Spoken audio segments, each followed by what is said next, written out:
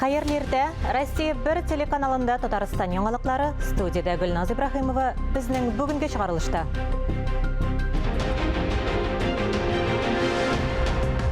Республикада урак көчәя. Буа районының Авангард агрофирмасында күзге будай суктыралар. Җәйеме Петрау белән Казанда халык бәйрәменә багышланган фото рәсемнәр күргәзмәсе ачылды.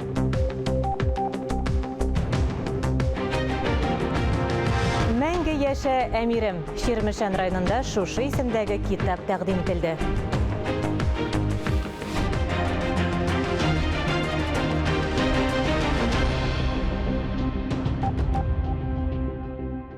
Казан Кремлендә Татарстан Республикасы президент аппаратының 30 еллыгына багышланган тантаналар узды.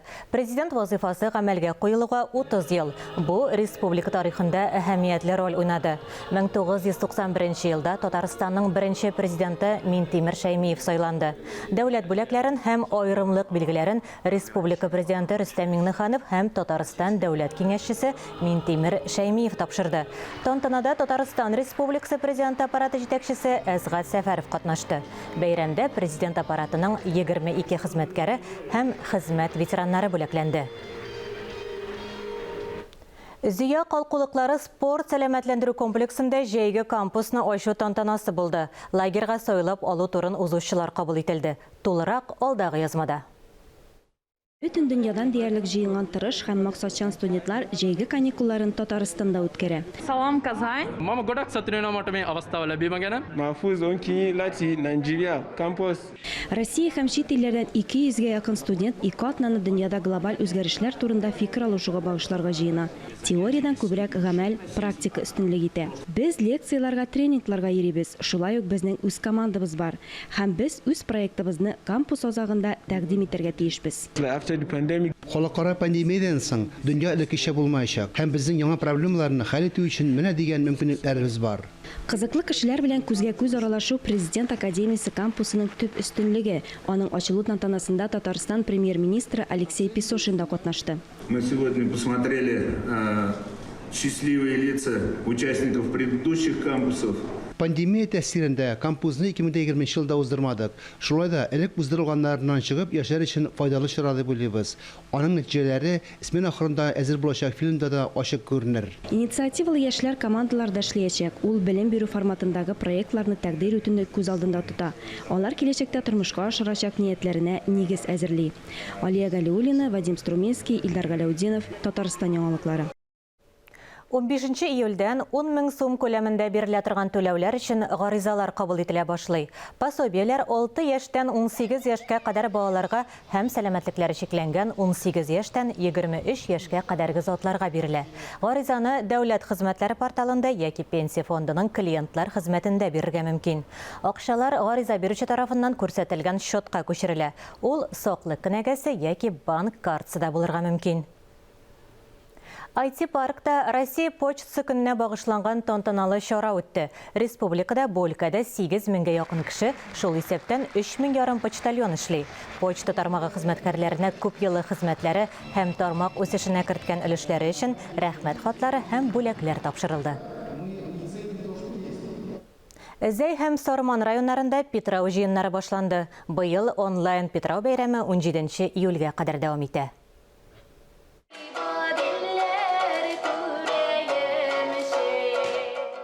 Татмедиа бинасында Петрау җыены җәй җәме күргәзмәсе ачылды. Күргәзмәдә Мамадыш районының Җири авылындагы Петрау бәйрәмендә төшерелгән 29 фото урын алган. Керәшен мәдәнияте ул әлбәттә инде матур бер үзенчәлекле мәдәният, шуңа күрә әйдәгез бергә шушылай итеп сөенеп яшик, татулыкта, дуслыкта, муллыкта рәхәтләнеп, бәйрәмчә гел яшәргә язсын барыбызга да. Фото авторлары Рамил Гали һәм Илнар Төхбәтов.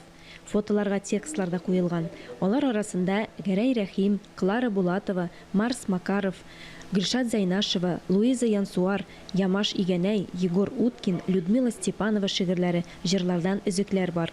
Күргәзмә Туганайлар газетасы редакциясе һәм Татар-Информ мәгълүмат агентлыгы белән берлектә оештырылды. Безнең Туганнар газетасы Россиядә керәшеннәр турында яздыручы бердән-бер газета. Без бүгенге көндә 1300-дән артык тираж белән басылабыз. Үзебезнең газетабызда керәшеннәрнең гореф-гадәтләрен, тарихын, мәдәни мирасын яктыртабыз.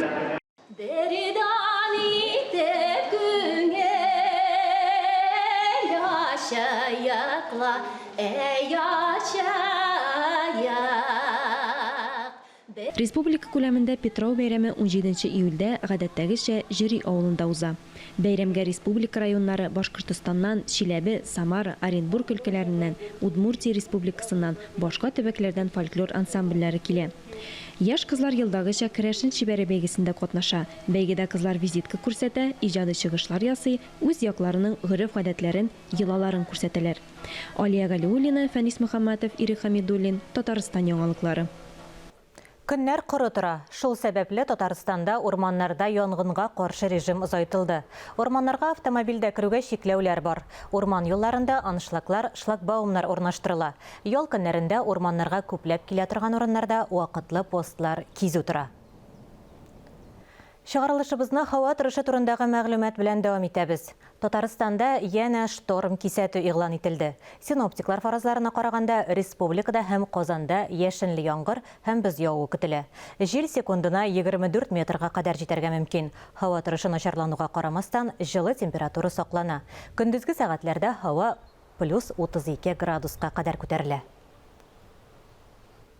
Урак темпы көчәя. Буа районының Авангард хуҗалыгында көзге бодай суктыралар. Эссе коры һава торышы уҗымнарны тиз өлгертте. Көн үзәк бурыч үстерелгән уңышны түкми, шәшми, югалтуларсыз җыеп алу. Уракка 19 комбайн әзерләгәннәр. Көзге бодай суктыралар. Агрофирмада уҗым культуралары барлыгы 6550 гектарда игелә. Уборканы менә марафон сортынан башладык. Ул 500 гектар мәйданны тәшкил итә иде. Урожайныз 25 центнер тирәсе. Быел гысы елда менә 16 апрельдан бері явым-төшемнәр бу отделениедә булмады да диярлек. Быел саламнар да кыска. Техниканы алдан яхшы итеп әзерләгәннәр. Ягулык майлауга да кытлык юк. Көйләнгән механизм буенча эшләр. Вентиляторларын авырларын әзәйтергә, жаткаларны түбән төшереп эшләргә, ашыкмыйча без потерь менә шулай урып җыюны алып барырга. Баш агроном Хамид Гыймаддинов үз тәҗрибәсендә мондый коры юлны хәтерләми. Яздан бирле бер тамчы яңгыр яумаган басулар да бар. Откормышный траторын татарак суында, әле менә бүгенге көнгә дә бер 350 гектарларда әле бер көнгә почти бердә яңгыр күрмәгән ике басу бар айланда. Аларда менә бердә эләкмәде. Анда безнең язгы будай һәм арпа басуы. Аларга менә почти бердә эләкмәде. 1-2 миллиметр эләк булды. Алар менә бүгенге бердә эләкмәгән. Калганнарында барысында әзиз генә җавап чыкты.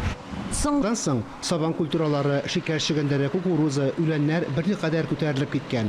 Алардан мул уңыш җыеп алу өмете бар әле. Бер вакытта бер чакны суктыралар. Аны алдан тизимнәргә салып та турыдан-турыда суктырып җыялар. Һәр гектардан уртача 25 центнер чамасы уңыш җыеп алырга исәплиләр. Фарис Мөхәммәтов, Асу Сәмигуллина, Илнур Кадыров, Татарстан яңалыклары, Буа районы.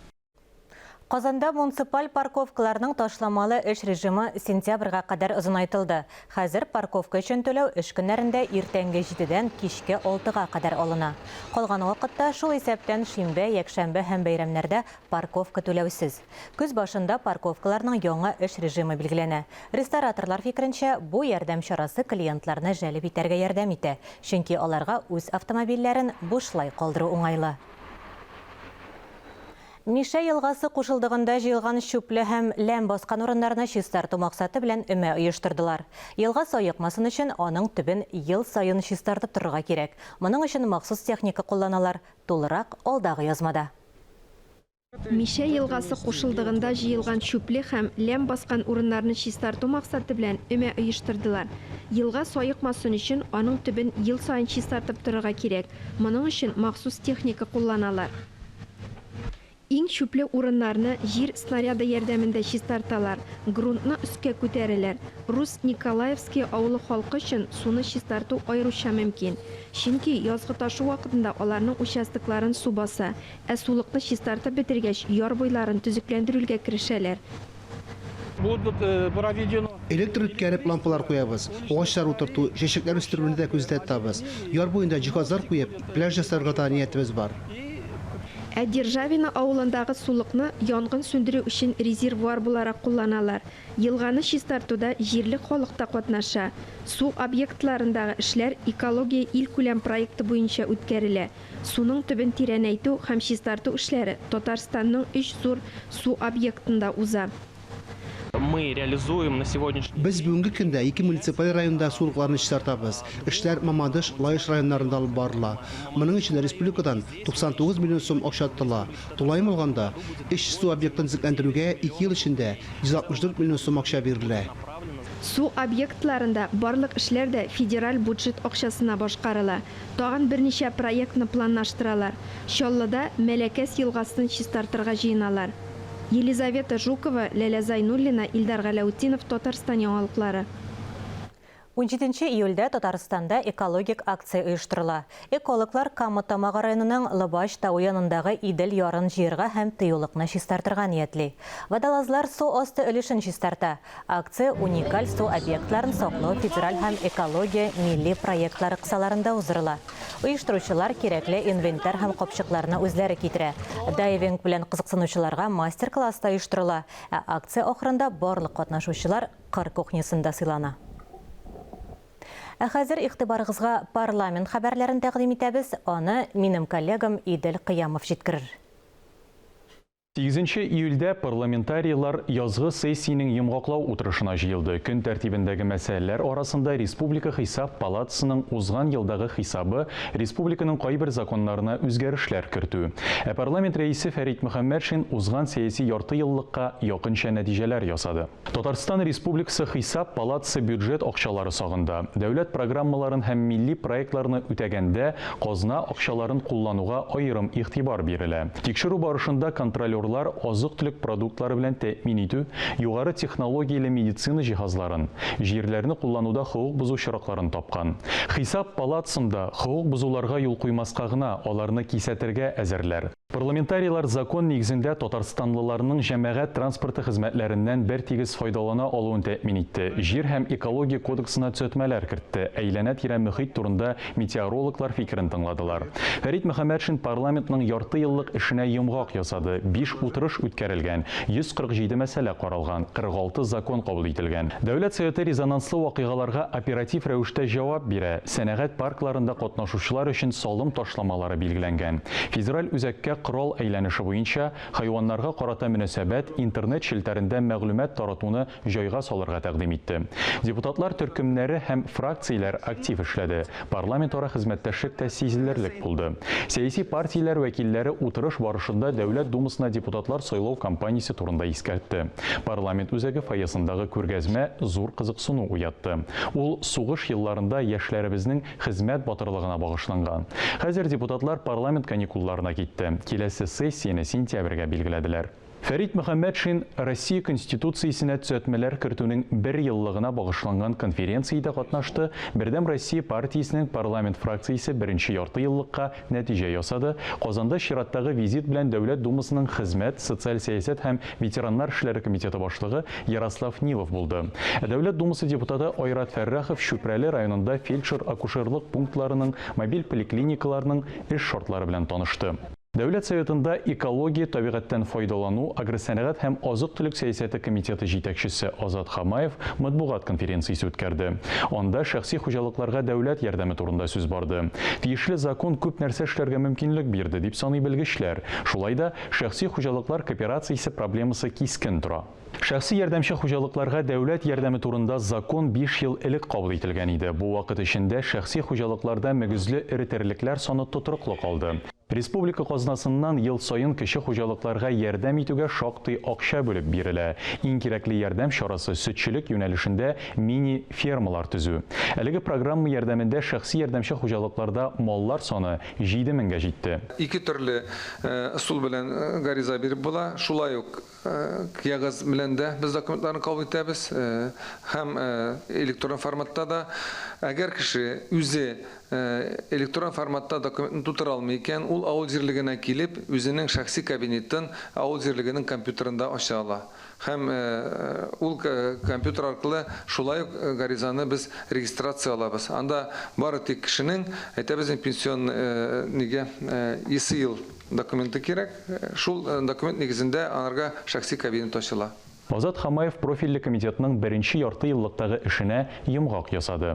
Берничә төп закон кабул ителде. Алар органик продукция җитештерүгә ярдәм итүгә, хайваннар белән мөнәсәбәткә кагыла. Шулай ук экологик һәм җир кодексларына үзгәрешләр кертелгән.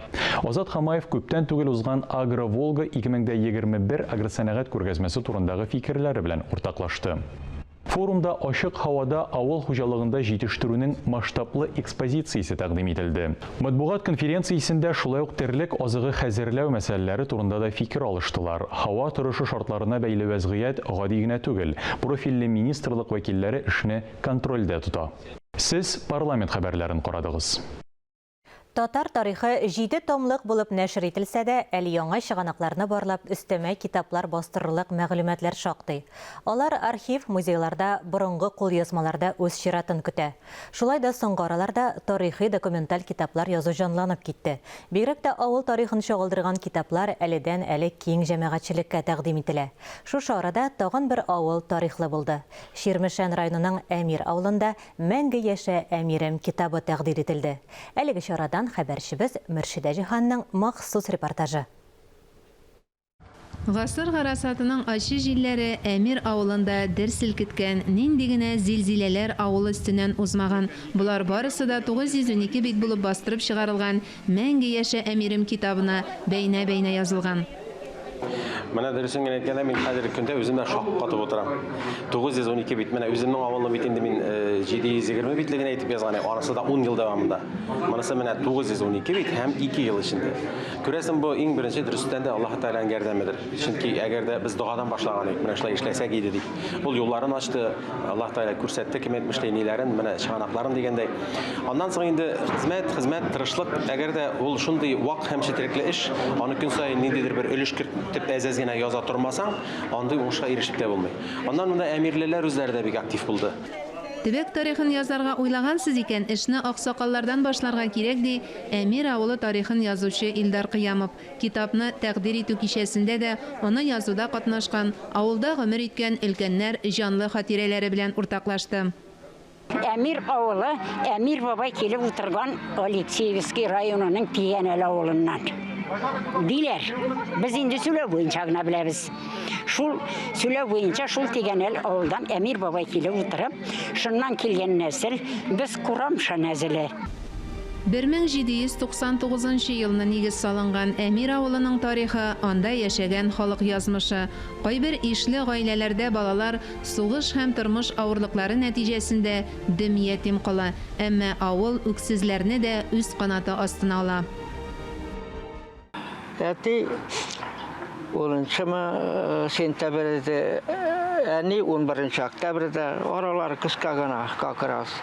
Шулай итеп шулай калды инде, аннан соң Кемеровдан каттылар Оркаяпа белән Накаяпа. Шулай яшәдек авылда.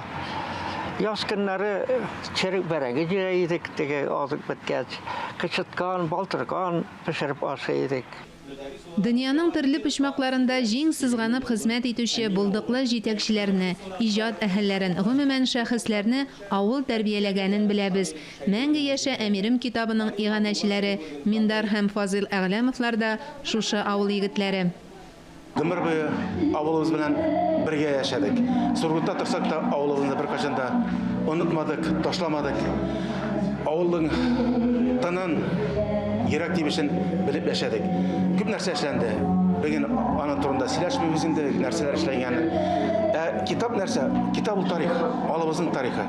Тарих ул авылыбызның тарихы районыбыз белән бәйләнгән, Татарстаныбыз белән бәйләнгән, илебез белән бәйләнгән.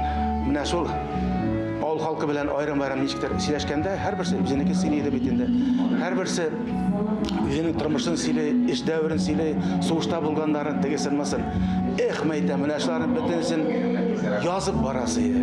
Biz özümüzü cidden jüvesitke gittik de bitinde. Kolak gittik de bitinde. Biz buraya gittik. Cidden özümüzü gayipli hesap sanıyoruz. Özümüz avlunu saklap kalmak şulavuz. Özümüzden taşlap gittik de. Şunun için özümüzü şu buruş dip sanıyordum yani. Buruşumuzun koytarasıydı bitinde. Cidden avlumuzun yaşatısıydı. Tatarның kendigi avulda. Үзләрен авылга бурычлы дип санаучы әлеге гаилә тарафынан эшләнгән изге гамәлләр бик күп.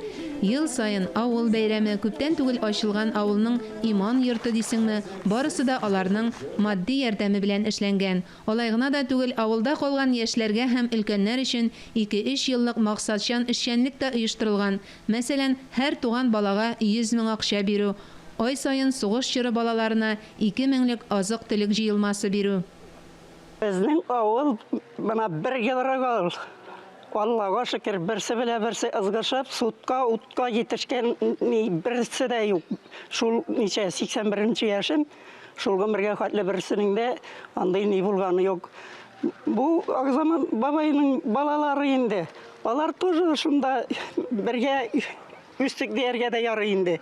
Аллаһның изге рәхмәтләре булсын аларга да, илаһи Раббым әти әниләрендә, авылны да әти әниләре кебек якын күреп, нинди зур ни оештырганнар. Тарихи документаль китапны язу бик четерекле эш. Шәхси мәгълүматлар турындагы закон да эзләнүләрне чикли. Өстәвенә хезмәтең басылып чыккач, канәгатьсез, ризасыз кешеләр булачагына да әзер торырга кирәк. Әмир авылы китабын язганда барысы да исәпкә алынган. Анда фоторәсемнәр генә дә 800 чамасы. Шулай да китап басылгач кына табылган кайбер истәлекләр, фотолар булганлыгы әйтелде. Әмма тулайым алганда авыл халкы китапны тәкъдир итү кичәсенә кайткан кунаклар хезмәтне югары бәяләде. Аларның хезмәтләре, эшләре белән һәм зур томлык шундый матур итеп китап чыгарганнар. Ул бит инде аны беркем дә булдыра алмый. Әле без бәләкәй нәзик китаплар 300 билгеле чыгарабыз. Моның хәлле китаплар инде ул әйтеп бетереш. Бу аларның хезмәте. Китапны халыкка автор үзе гаиләсе белән тәкъдим итүдә Әмир халкы өчен кадерле. Алар күрше авылда туып үскән якташларның иҗаты белән горурланып яши. Чынлап та бик нык горурланабыз монда якташыбыз белән. Менә шунда китап бик саллы, аның менә шундый саллылыгыннан күреп тә инде монда күп материал җыелган, кешенең күпме йөрәк нуры түгелгәне шуннан да күренеп тора. Шуңа инде менә Илдарга рәхмәтебез чиксез. Әмир авылы инде ул безнең бик билекле авыл. Ул менә Лашман авыл җирлегенә карый. Кичкенә авылларның язмышлары аяныш бит хәзер. Безнең инде хәзерге вакытта безнең иганәчеләребез дә безнең авылны ничек тә булса тыргыз уягында булганда без ничек тик торып ятык инде. Эшлибез кулдан килгәнчә үзебезгә ниндидер бер яңалык кертәбез, ниндидер матурлык кертәбез авылга. Ул Әмир тарихи гына түгел, ул татар халкының, халкыбызның аянычлы язмышларында, кайгы шатлыкларында, югалту табуларында тупланган зур хәзинә бу. Чирмешән районында 40-тан артык авыл бар. Шулар турында 80-нән артык китап язылган. Әмир авылы белән бәйле тарихи вакыйгаларны җирле истабарлар да өлеш чабарлаган. Мәңге яшә Әмирем китабы татар тарихының 8нче томы булырлык. Мөршидә Җихан, Таһир Хәсәнов, Татарстан яңалыклары. Әлеге сәгатькә шундый яңалыклар иде. Мин Гөлназ Ибраһимова бүгенгә сезнең белән саубуллашам. Хөрмәтле телевизор караучылар, үзегезне һәм якыннарыгызны саклау максатыннан коронавирустан прививка ясатырга онытмагыз. Исән, имин булыгыз.